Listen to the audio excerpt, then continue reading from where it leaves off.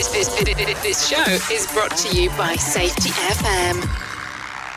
From the border of liberty, prosperity, and the highway to the north, this is Safety Wars for Monday, November 21st, 2022.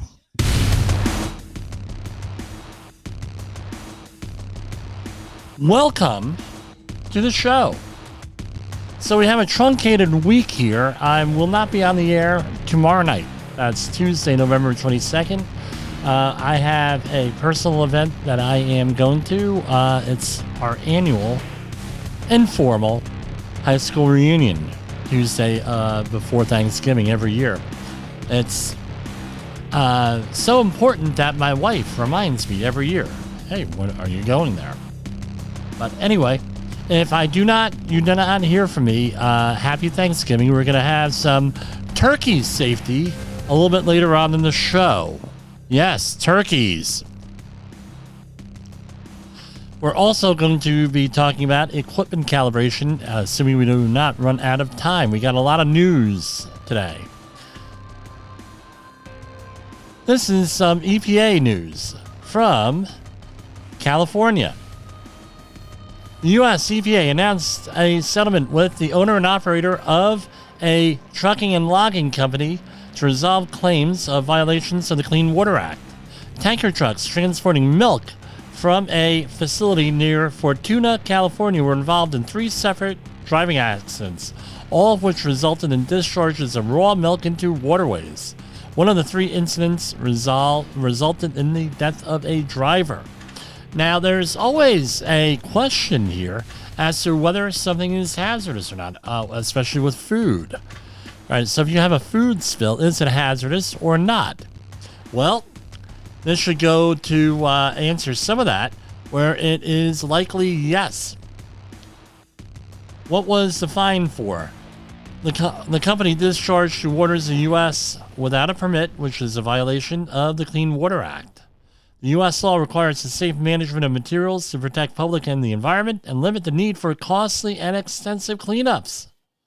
It is unlawful to discharge pollutants into waters in the U.S., except as authorized by a National Pollutant Discharge Elimination System permit issued under the Clean Water Act. This actually comes up a lot more than you would think.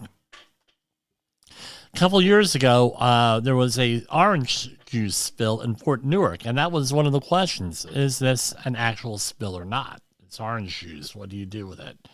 I don't know. We're going to assume that the wildlife got its dose of vitamin C for the day. EPA's Responsible Appliance Disposal Program honors 12 partners in accomplishments of appliance recycling. This month, being November, the U.S. EPA announced it has awarded 12 partners under the Responsible Appliance Disposal Program for outstanding achievements in appliance recycling. The honors were announced as EPA marks the 16th year of program implementation and 3rd annual RAD Leadership Award Ceremony, which was hosted virtually, blah, blah, blah, blah, blah. So congratulations to all. The EPA released its evaluation today of Pennsylvania's Chesapeake Bay Restoration Plan. The U.S. EPA announced today, after concluding its final evaluation of Pennsylvania's final Phase 3 Watershed Implementation Plan, also known as WIP, that the state has not fully demonstrated how it will meet the Chesapeake Bay Program Partnership's 2025 Bay Restoration goals. States within the watershed committed to developing WIPs that document how they will each achieve and maintain water quality standards for the Chesapeake Bay. Despite recent investments and progress in some sectors, Pennsylvania's final plan does not meet the partnership's targets for nitrogen and sediment reduction. So it's going to be status quo and basically enhance what they're calling an enhanced enforcement position. This includes increased agricultural, industrial, municipal stormwater inspections, increased permit oversight, heightened enforcement actions, amplified presence across all sectors, and a review of certain federal funds to ensure that they are spent more efficiently in Pennsylvania to ensure adequate progress. So, there you go. Here's one for change of pace. Stressed out Americans plan to buy fewer Christmas gifts and donate less to charity. Well, that usually happens when you have hyperinflation and a Guvno economy. And it's not so much the current Guvno economy, it's that people think in the very near future it's going to be. It's probably what it is. When trust isn't broken, the average person has 5 people they can truly lean on for anything. So this is a study from, who's this from? Let me see. And it does not mention who it's from. But basically, majority of Americans here, 40% of respondents share that they have a strong relationship with small businesses, citing that they understand the needs, offer personalized service, and are available. 74% of the respondents for this agree that a strong partnership helps simplify the complexities of life, wanting a partner who is trustworthy, a good listener, and loyal. And this is from New York, out of New York. Perhaps a sign of a true friendship is when trust isn't broken. To that point, it turns out that the average American has 5 people in their life they have a very strong relationship with and can lean on for anything. Okay, it was conducted, here it is, conducted by one poll for short payroll. So, I don't know, the basic common sense that I've always been told, and it's held since I'm a child, you only need a couple of good friends to make it through life. Don't try to be a friend with everybody. That's really important. Just have a couple of good friends you could really rely on, and they can rely on you, and it makes your life a lot easier. You're not trying to please anyone. And the other thing is, a friend is someone who calls you on your baloney, right? So on your BS. That is a good friend. There's a lot of friends that call me on my BS. I tell you what, thank God I have them. South Pole hits record cold November temperatures. Extreme cold temperatures continue to tumble at the South Pole. This is from the Daily Skeptic. All right. 3 recent days have recorded a daily record with the 18th plunging to minus 45.2. So basically, what it comes down to is this. And it's my position on global warming, and it has been for many, many years. I don't think that they know what's going on totally. Micro level, yeah, local, regional, maybe. On worldwide, no. They still. Large rail union, Smart TD votes to reject labor deal as national strike moves closer. So this is another one, just for your holiday, just in time for your holiday enjoyment. A air, rail, and transportation workers strike. Right? This can be all settled through negotiations and without a strike, according to Jeremy Ferguson, president of the Sheet Metal, Air, Rail, and Transportation Workers Transportation Division. Settlement would be in the best interest of workers, railroads, and shippers. And I don't know. Let's see how this goes. I know a previous deal has fallen through that the president tried to negotiate earlier this year. Hopefully we're not going to have another stress on the economy here. So, Jay Leno reveals, we covered this story last week with Fire, right? Jay Leno is on the mend. The former Tonight Show host was discharged from the hospital Monday looking happy and healthy as he posed for a photo. Let's see how he looks here. I know you cannot see this. Let me see if I could. You could see where down the right-hand side of his face, starting at the cheek, at the jawline lower, where he got burned. And they look like very serious burns. And his arms are covered, so I don't know if he got burned on that. It looks like he might have one burn on his wrist. I'm glad it's going to work out for him. Oh, yeah, both hands are all fouled up in this photo. So I'm wishing him a speedy recovery here. And we went over this last week with fire safety and liquids, flammable liquids, gasoline, anything like that. You got to treat it with respect with that. Here's one for you, and I'm not going to mention the name of the medications, but you can look them up. Non-steroidal anti-inflammatory drugs are commonly taken to help ease the pain associated with inflammation or swelling of the joints. And taking this pain medication, which are primarily two, may actually worsen arthritis inflammation, according to one study. My advice to you would go and be to talk to your doctor or medical professional on that. Cold and dark. Kiev readies for worst winter of our lives. So this is, again, let's talk about our... Come on, mixer board, cooperate. So, cold and dark. Kiev readies for the worst winter of our lives. So when the power is out, as it is off in the high-rise apartment buildings and everywhere else, feel like a death trap. No lights, no water, no way to cook food. This is what it is with war. And war sucks. All right?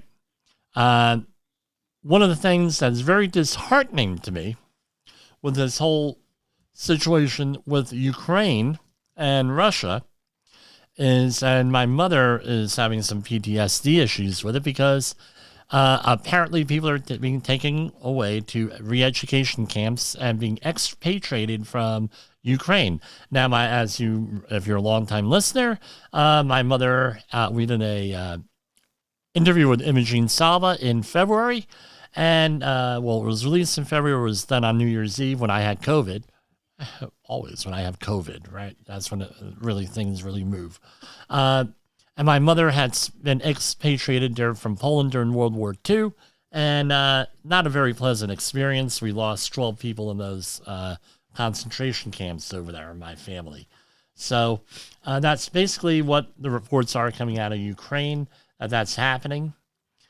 McDonald's and Walmart beef suppliers are criticized for reckless antibiotic use in their meats. Oh, well, I don't know. But they're also supplying pretty much all the other places also. So the World Health Organization is warning against this stuff. I don't know. We've been using this stuff for an awful long time. I don't know how it impacts anything, but that's, I think, something you need to make a decision for in your life. In Colorado Springs, and a little bit here, I know where the location of this shooting is. It was right down the street from a place I used to go to in Colorado Springs. But basically, there was a drag show at a Club Q, and there was a sudden flash of gunfire, and also in an interview from Richard Fierro, is this man's name. He was an interview, and he described Mr. Fierro apparently charged through the chaos at the club, tackling the gunman and beating him with his own gun. I don't know exactly what I did. I just went into combat mode, Mr. Fierro said, shaking his head. I know I had to kill this guy before he kills us. Now, anybody who's been through situational training for the public knows what are the three things. Now, flee, hide, right? If you could flee, hide, or fight back is the third option. And that's what it's always going to be. There's a thing where you fight first. There's a little bit controversial out there. I know I'm a situational awareness trainer, and what we're trained to do is when we give the training is if you have some experience like law enforcement, military, or anything else, you have a chance to take the guy out, and it's usually a guy, almost always a guy, take him out. Otherwise, flee, right? Hide, and fight back is the third. Again, it's a little bit of a controversial thing, and this all goes into the whole Second Amendment thing, where it's been called in a lot of cases, right, where you have victim disarmament zones, and these folks that do these mass shootings, if you ever notice, it rarely ever happens at a gun range. So they go to places where there are a lot of people in public, and where they know their security might be lax, and that's where it seems to go. I don't know. It's every one of these things. They target schools. They target nightclubs. Pulse nightclub comes to mind. I know some of the hosts on this radio network still have PTSD from that because it was a local story, and it's a shame. But we had discussed this with the Uvalde, Texas situation, well, as far as the school's concerned. And I'm off, and I was asked, well, Jim, what will you do? And my response is, well, what I would do is federalize the health and safety of teachers in schools. Well, why is that? Well, first of all, foremost, as we know, OSHA does not regulate the school environment. That's left up to local jurisdictions. My opinion is that we should, for schools, it should be under federal OSHA. And then the schools that are not doing what they're supposed to, putting in at one point protections and everything else that goes along with protecting a workplace. Now you have a situation where they could get fined. So you may say, well, Jim, that sounds ridiculous. You're going to be fining this. I said, yeah, but the thing is, it's one more thing in your quiver, so to speak, with that. One more thing where you would have federal oversight. Federal government would come in, possibly cite people under the general duty clause. And I tell you what, unfortunately, if the school districts and others are responsible or not meeting their standard of care, they're pretty much liable for everything. And there's no question on that. A lot of schools are lax, right? There's been accusations of lax, a lot of with security. I've seen it myself. All right, I will leave it at that. I don't want to dig myself a hole here, right? I'll get comments. 5.6 magnitude quake kills more than 160 people in Indonesia. Powerful earthquake struck Indonesia, Indonesia's main island of Java on Monday. Wow. Elon Musk is doing to this from New York Times. What Elon Musk is doing to Twitter is what he did at Tesla and SpaceX, which is basically fire people, talk of bankruptcy, and tell workers to be hardcore. That's his model, and him being, up until this acquisition, the richest man in the world, he may still be, seems to work for him, I think. Right? However, what kind of working environment does that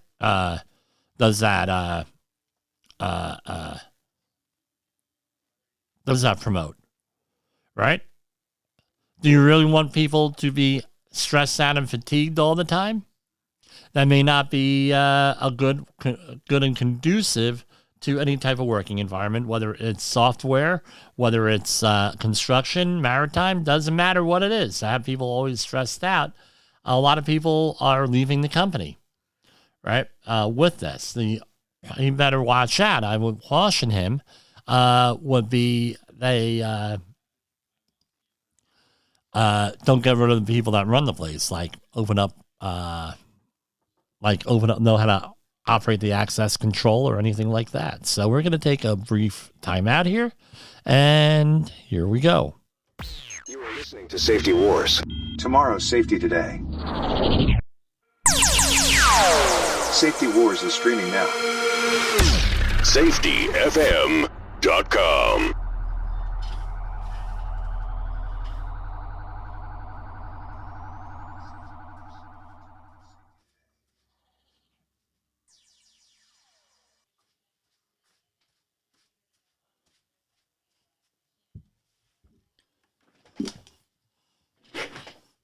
Sorry about that. I'm back. I took too long of a break.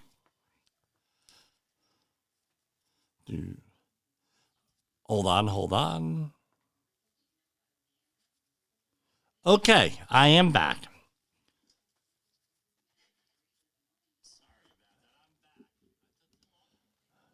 All right, let's go into some financial news.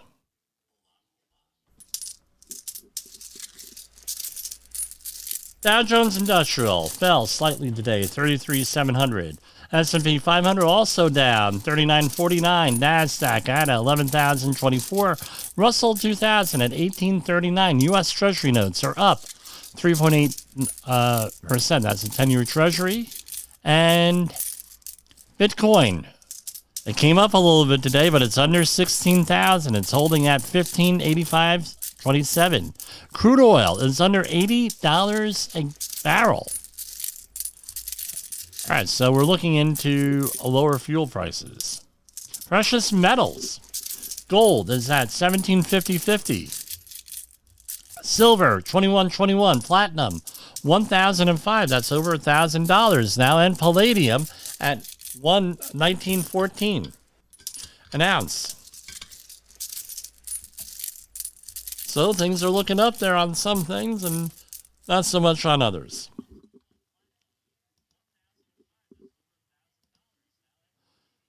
Okay.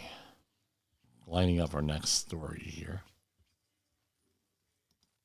So OPEC and OPEC and others, output increase ahead of restrictions on Russian oil. Raising oil production would partially reverse the group's contested decision to cut supplies in October. It's from the Wall Street Journal. Saudi Arabia and other OPEC oil producers are discussing an output increase. Well, that's probably why the price of oil dropped here to under $80 a barrel. So that's what they're going to be talking about it on December 4th. Here's another positive front. We had discussed fentanyl deaths and last week where we have potential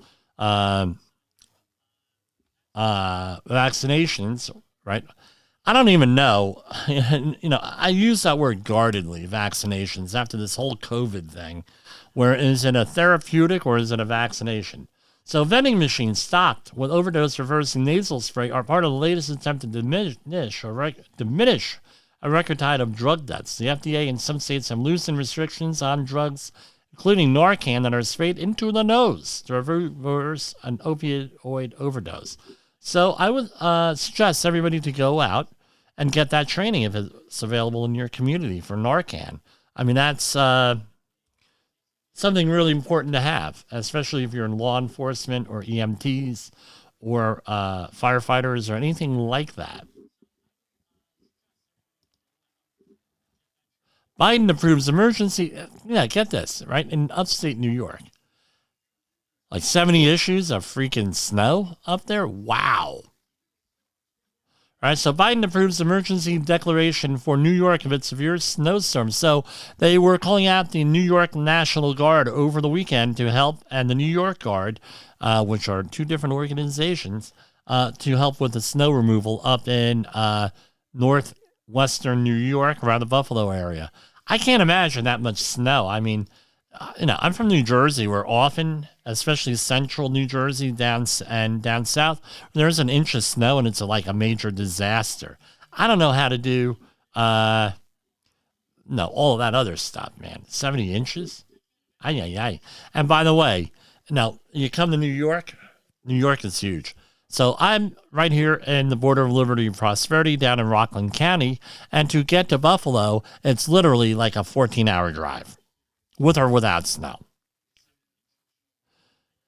Here's a little bit of a cultural shift here. Generation Z and younger millennials shelve home ownership. The average age of first-time home buyers climbs to 36, the highest ever recorded, according to the people who actually go out and track this, and that is from the National Association of Realtors.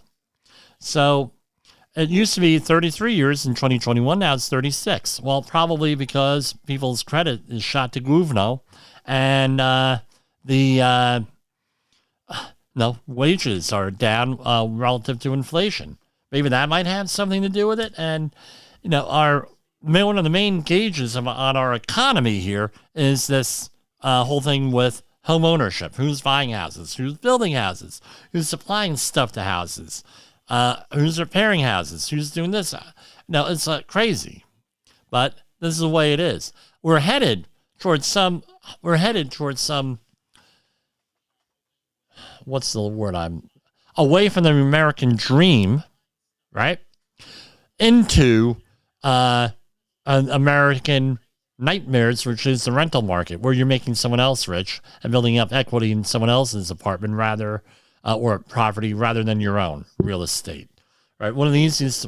Now, one of my good friends of the program, Murray Sabrin, who is a nationally recognized financial guy.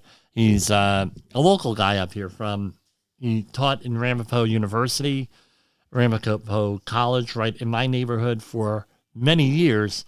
And he said, look, you got to decide for yourself what's best. He owned a condo, for example, up in the Fort Lee area forever, right? I mean, that's where him and his wife Florence lived. And what he said was this: had he known then what he knows now, he would have never bought the condo because it would have been cheaper for him to rent. And, being a financial guy who's very savvy when it comes to investing, that's coming from him. Most people are not that savvy. So you got to decide for yourself there. And here's another one. Just in time for Thanksgiving. This is coming from New York Times. Scientists don't agree on what causes obesity, but they know what doesn't. So we've been covering this over the last couple of weeks with the Ozempic and the Wellbutrin, I believe it is. I don't know if that's the correct one, but it's Ozempic, and there is another one for weight loss, which is still semaglutide, right? Same where we're dealing with shortages, and that's used as a diet drug now. So more than 40% of U.S. adults, right, are costing the system about $173 billion because of obesity, and there is no consensus whatsoever about what the cause of obesity is. They know, and having a lifelong weight struggle since I left college, I can tell you, people who eat a lot are often lighter than me and smaller than me. People who eat less than me are often a lot bigger than me. So there's issues with exercise, diet, hormones, and everything else with this stuff. But, it's, there's a lot going on. One of the things, again, this is just peer-to-peer advice. I'm not an expert on this. I think that if you have a weight problem, you probably should get medical help with that. I'm not saying psychological. Sometimes the cause is psychological. I'm not going to discount that, or stress, but it could be other things going on there with that, and try to work hand in hand with a doctor, right, or other healthcare professional with this. So, next story on Thanksgiving. So, we talked about ritual a couple of months ago about, and the name escapes me, of the anthropologist. Ritual is very important. We have rituals. Thanksgiving dinner is a ritual. Rituals predate spoken word, because that's how knowledge was passed down, was through ritual, through storytelling. So here you have forerunners of Homo sapiens, Neanderthals, right? We're cooking, right? This is some new thing, right? Some scientists estimate our early human cousins may have been using fire to cook their food almost 2 million years ago. And why is this important? As cooking food marked more than a change in lifestyle. It helped fuel our evolution, giving us bigger brains because the food was pre-digested, and you're able to get more protein, absorb more protein from cooked food than raw food sometimes, depending on the food, from what I understand here. And later down the line, all of this bigger brains would help become the centerpiece of feasting rituals that brought communities together, like Thanksgiving. Big thing, right? It's in our blood to be a social creature and to have these rituals. So Thanksgiving is a good thing. Now, we get a lot of this time of year, you go on YouTube. Pardon me. I'm still getting over COVID here. I go into random coughing fits. So if you hear anything or I miss the mute button, that's what it is. And in the safety field, we usually have we talk about turkeys. Because everybody, and if you can, you play a video. Some people get a good laugh over this. I don't know. Laughing at other people's misfortune isn't always good, but you're talking to the guy that watches Fail Army on Pluto TV every night. So Thanksgiving Day is full of family get-togethers, giving thanks, and everything else. But what am I talking about? What's the most dangerous thing? It causes millions of dollars in damage every year, and everything else that goes along with it. And that is deep frying that turkey. So what do you do? No, so this is basically what you have. And they sell them at nationally known warehouse/hardware stores. So you have a kettle. Usually it looks like 5 gallons roughly. I've never done this. And you have grease in it. And you go and you prepare the turkey, however you're going to do it, right? I don't know if they marinate it and they put it in salt or no, how else? No, this is done. How do you even prepare that, right? And you go and you heat up this hot oil and you drop the turkey in it. And what happens? Oil goes all over the place. And because you have a portable fryer and you have an exposed flame underneath, what the hell do you think happens? You have a massive fire. So, number one, there's a lot of stuff that you could do. And I downloaded this from the USDA, the U.S. Department of Agriculture. So, there's a couple of things that you got to know before you fry a turkey. 1, don't buy the bird too early. 2, if it's bought fresh, keep in the refrigerator at 40 degrees Fahrenheit or less and cook within 1 to 2 days. If you're bought frozen, it takes 4 to 5 pounds per day to thaw safely in the refrigerator. So for a 12-pounder, it will take 2.5 to 3 days in the refrigerator to thaw. Then it needs to be cooked within 1 to 2 days. Smaller birds work best for frying, not for flying. Yeah, for flying. All right.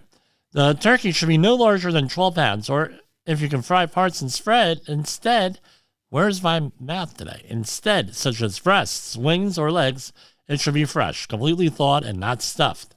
If you bought the frozen turkey and did not have time to thaw it, there are ways of thawing it out. You could go and look that up. That's a big, thing. When working with large amounts of hot oil, select a cooking vessel large enough to completely submerge the turkey without it spilling over. The oil should cover the turkey by 1 to 2 inches.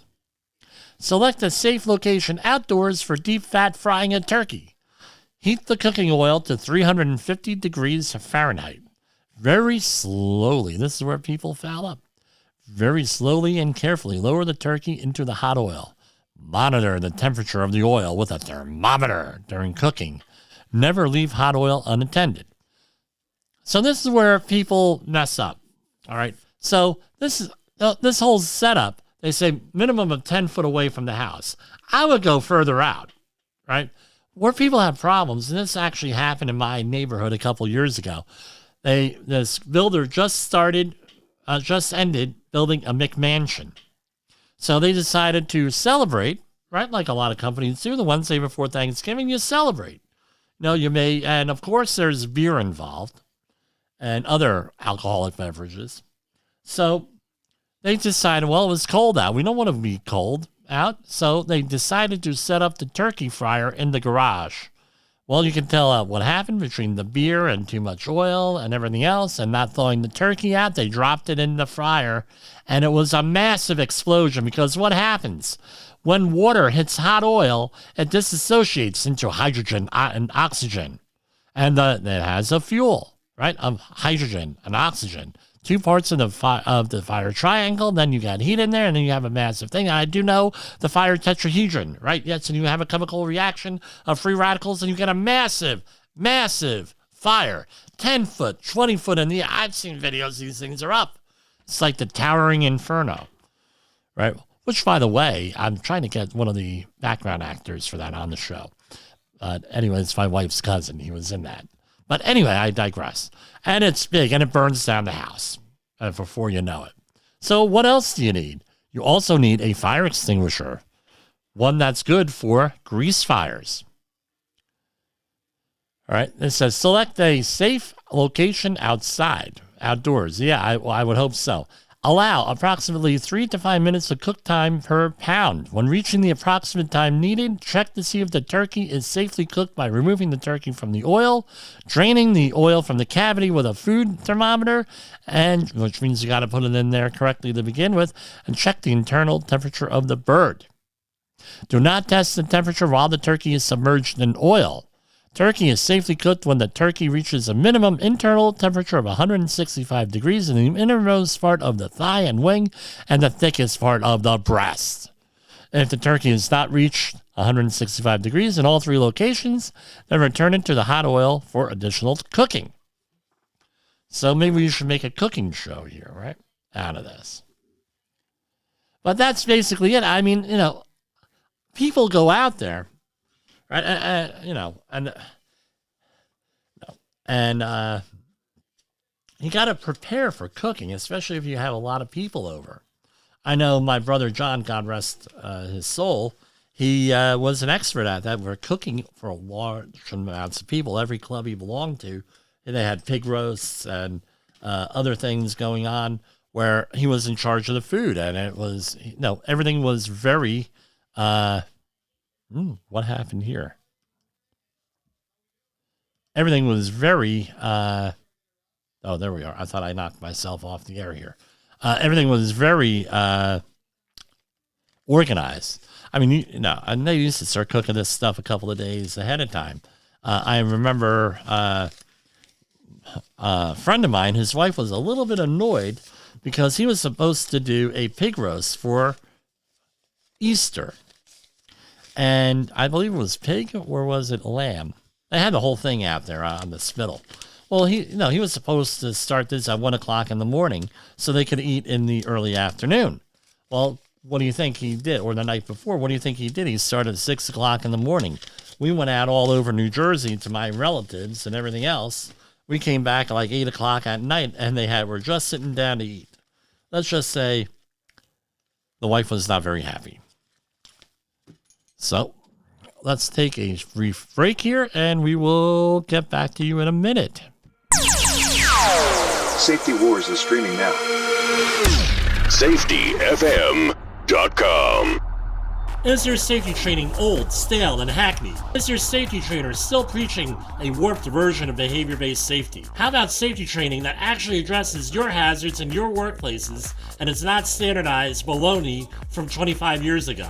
Contact the Safety Wars team at safetywars.com or call Jim Posel at 845-269-5772. Remember, if you're receiving this message, you are the solution to unsafe workplaces. And we are back. OSHA recordables, first aid cases, catastrophic losses. You want answers? So do I. This is Jim Posel with Safety Wars. And now we're really back. Okay.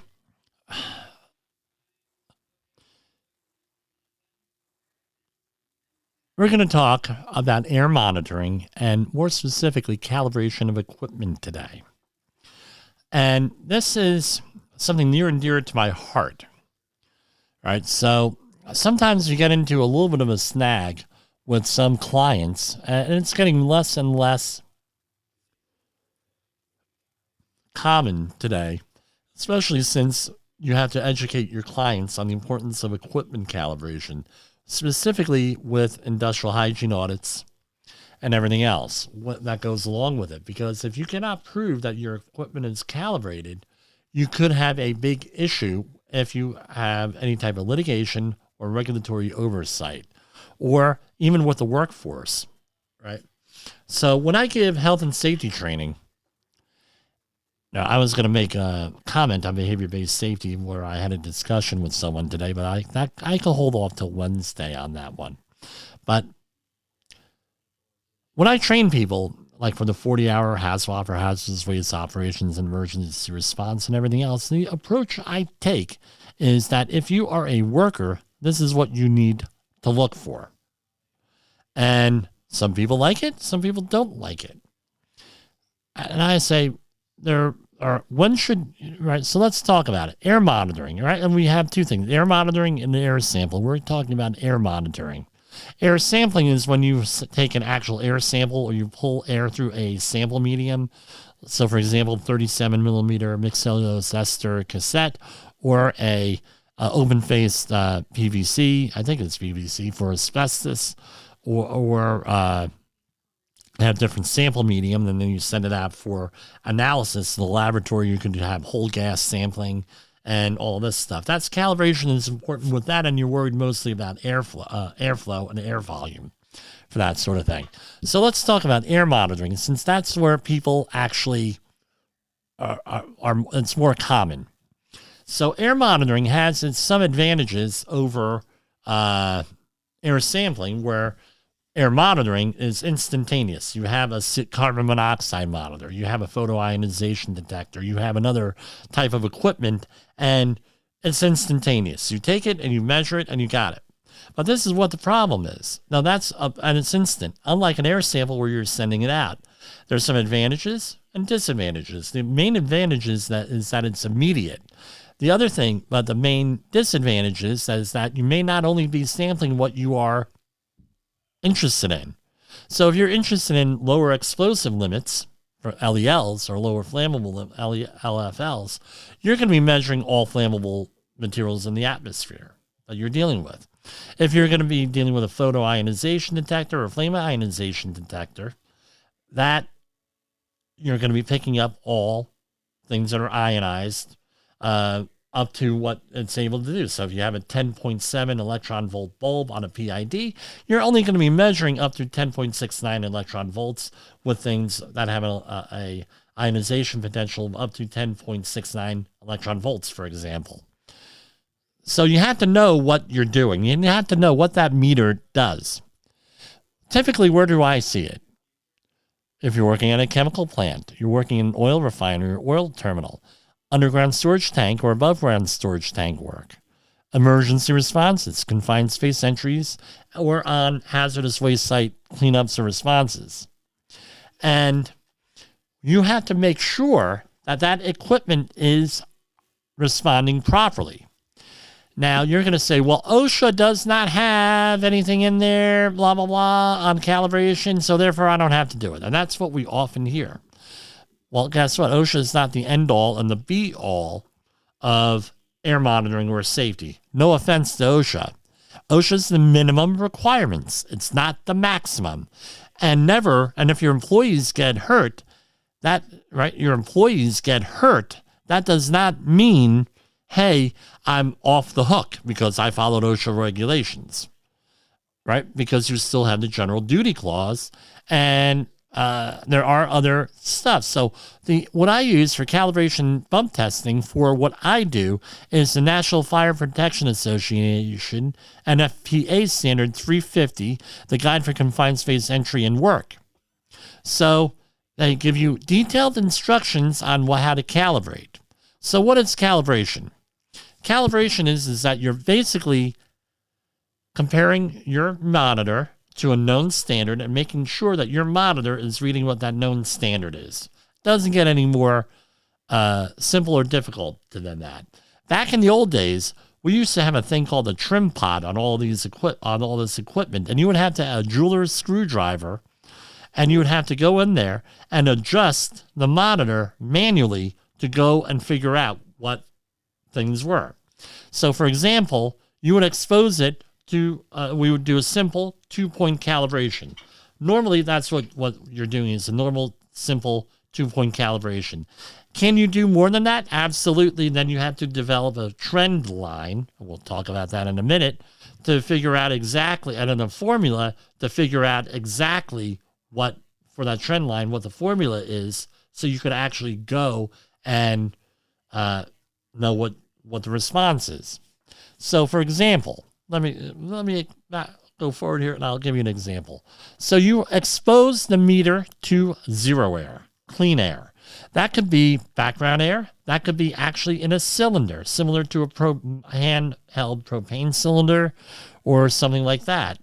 And you would expose it to that. And you would go and you would have to physically adjust it. This is zero. Then you would send it to a known concentration of gas. And you would adjust it to whatever it is. If it's 20 ppm or whatever you're doing, you adjust it to 20.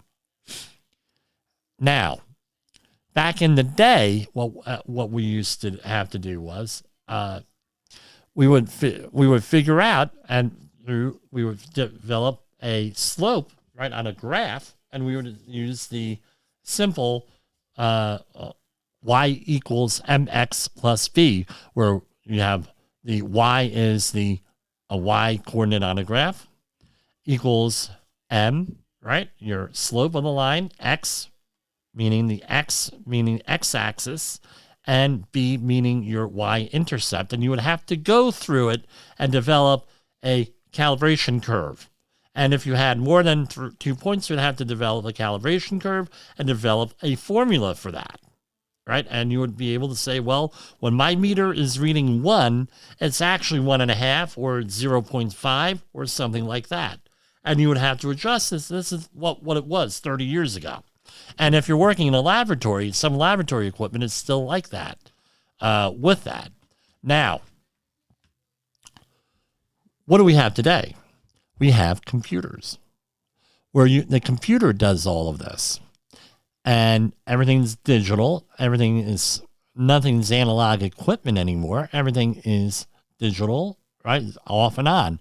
There are some advantages to the analog because you get to know your meter and how it works after a while. The disadvantages is that usually the data logger on all this equipment records the calibration. You're able to do this, and you're able to put this into a docking station now. The docking station records all of the readings and all of the calibration information. Now, some monitors, and I'm going to use one, Oxygen is the most common one, they have a 1-point calibration. So you're going to expose it to 20.9% oxygen, right? Or 209,000 parts per million. And you're going to adjust the thing. Now the monitor does all the adjusting itself to what that 1-point calibration is. Now, you're going to say that, and you go through the whole calibration. Now, when do you calibrate? I'm going to tell you follow the manufacturer's instructions. However, on my jobs, all the equipment is calibrated every day. End of discussion. Right? Period. That's what I do. I also calibrate if the meter's function is in doubt. If it sucks up water or moisture, that does happen occasionally. If it sucks up dirt or other contamination. The other thing is, if you're going to be screening soil samples, for example, with air monitoring equipment, you only want a single gas monitor like a photoionization detector, not a 5-gas monitor, where you're going to be measuring oxygen, lower explosive limit, H2S, and another gas, usually carbon monoxide, and you can have a photoionization detector put in on there, because what happens is if the dirt's really contaminated, you're going to destroy sensors. So you just want to use a single one on that. What's your client's requirements? Some oil companies require you to calibrate it every day. That's why I do it every day. In accordance with the manufacturer's and distributor's instructions, I try to get all my equipment done annually by a third party and get a certificate of calibration. And sometimes you have a meter that says, oh, man. Now, if your meter is reading all effed up and it's all screwed up and you say, man, looks high, don't assume that the meter is wrong. Assume that the meter is right, and then you may want to go and verify the readings with calibration. That's one kind of thing. And you write everything down. We're going to get into that in a minute. What is bump testing? Bump testing is solely to verify that the sensors are working, not necessarily working, reading accurately, and the alarm sounds. often back in the day when we had very large sensors on equipment, they were like the sensors were like 8 or 9 quarters put together, that size, right? People used to take caps of magic markers or would hold it up to their gas tank. Yeah, people actually did this, and they would go and they would take readings. And, oh, yeah, it's working, blah, blah. And then the thing, once in the early 2000s, late 1990s, when the sensors, especially after September 11th, things got miniaturized. Now the sensors are about the size of an eraser on a pencil. Yeah, kids, go and look up what a pencil is, right? I actually had people look at what a pencil was and a pencil eraser. They didn't know, never heard of it, right? Some millennials and Zs. All right. So when it's that size, you hold up a cap from a magic marker, you're going to blow out that sensor. I've seen 2 certified industrial hygienists do that because I had to train them how to do air sampling and air monitoring, believe it or not. They were CIHs.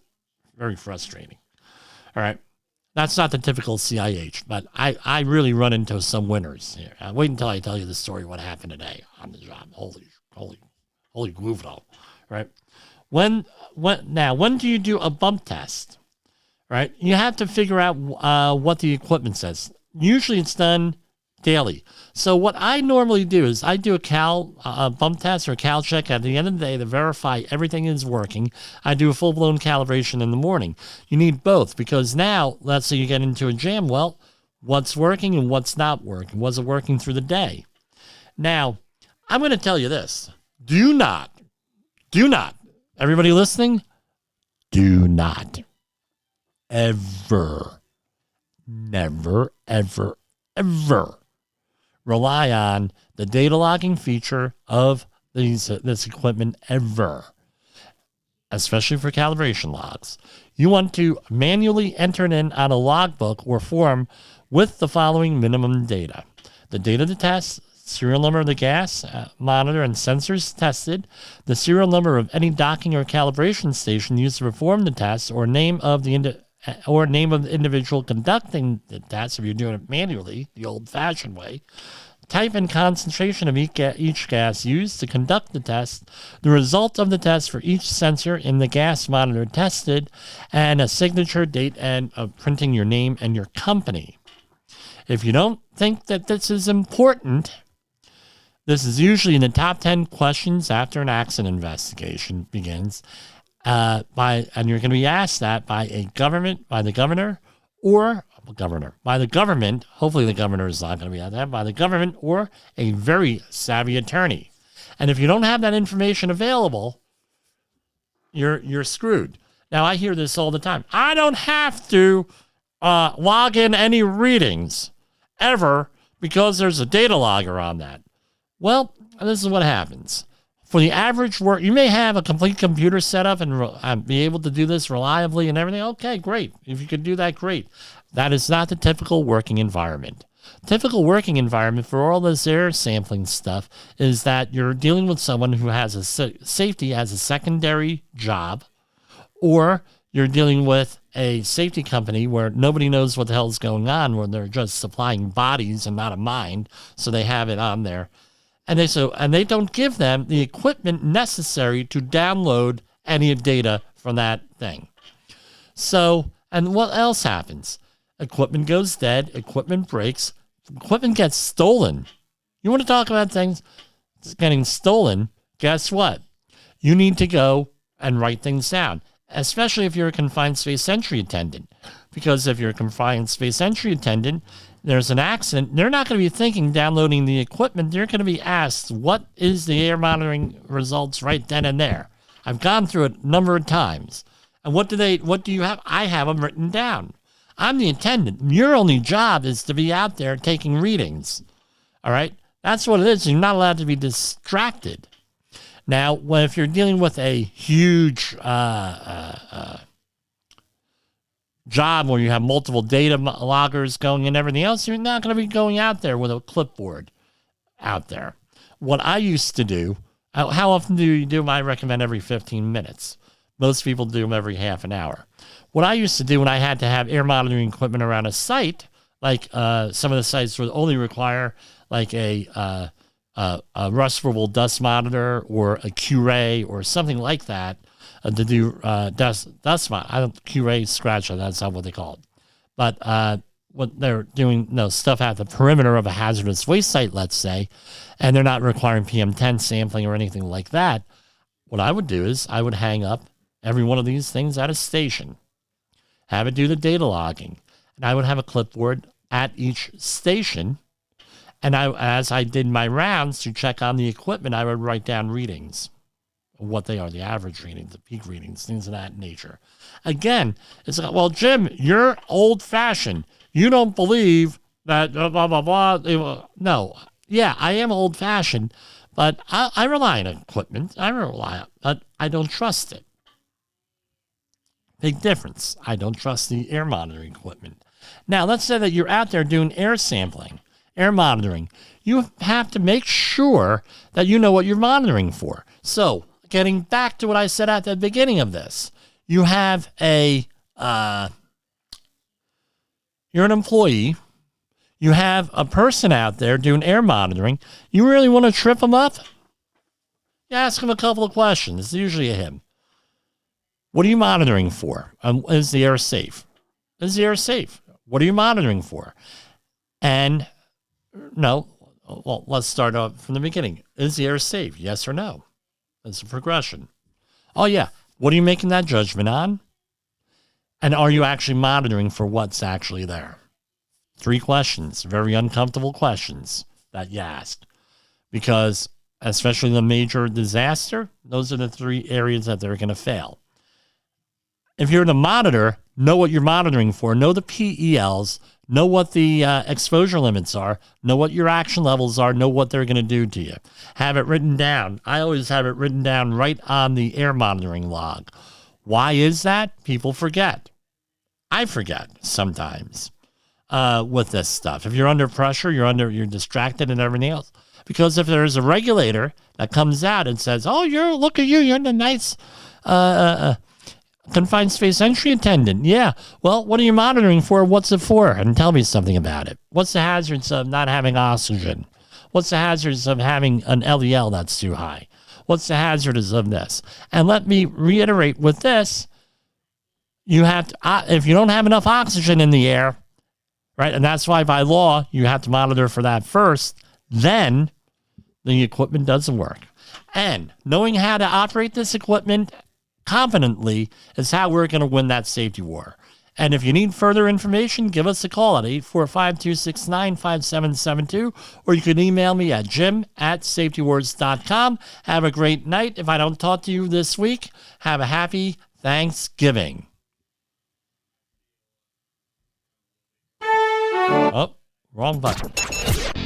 The views and opinions expressed on this podcast are those of the host and its guest and do not necessarily reflect the official policy or position of the company. Examples of analysis discussed within this podcast are only examples. They should not be utilized in the real world as the only solution available, as they are based only on very limited and dated open source information. Assumptions made within this analysis are not reflective of the position of the company. No part of this podcast may be reproduced, stored in a retrieval system, or transmitted in any form or by any means, mechanical, electronic, recording, or otherwise, without prior written permission of the creator of the podcast, Jay Allen.